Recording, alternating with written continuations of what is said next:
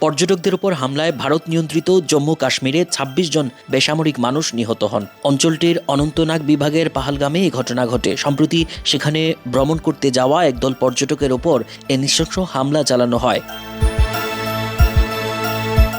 জম্মু কাশ্মীরের মুখ্যমন্ত্রী ওমর আবদুল্লাহ জানিয়েছেন, নিহতের সংখ্যা এখনও নিরূপণ করা হচ্ছে। তিনি বলেন, বেসামরিকদের উপর এখন পর্যন্ত আমরা যেসব হামলা দেখেছি সেগুলোর তুলনায় এটি অনেক বড়। এ ঘটনায় ভারতের প্রধানমন্ত্রী নরেন্দ্র মোদী দেশটির স্বরাষ্ট্রমন্ত্রী অমিত শাহকে যথাযথ ব্যবস্থা নেওয়ার নির্দেশ দেন। পরবর্তীতে অমিত শাহ ভারত নিয়ন্ত্রিত কাশ্মীরের রাজধানী শ্রীনগরের উদ্দেশ্যে রওনা দেন। সেখানে তিনি একটি জরুরি বৈঠকে বসবেন।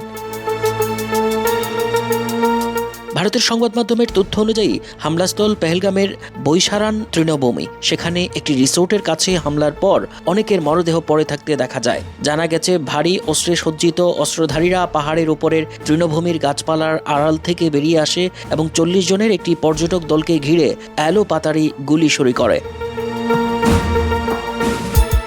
প্রত্যক্ষদর্শীরা জানায়, হামলা শুরুর পর পর্যটকদের কাছে মালামাল বিক্রয়কারী স্থানীয়রা নিরাপদ স্থানে সরে যান। এতে পর্যটকরা গোলাগুলির মাঝে পড়েন এবং তাদের উপর নির্বিচারে গুলি ছোড়া হয়।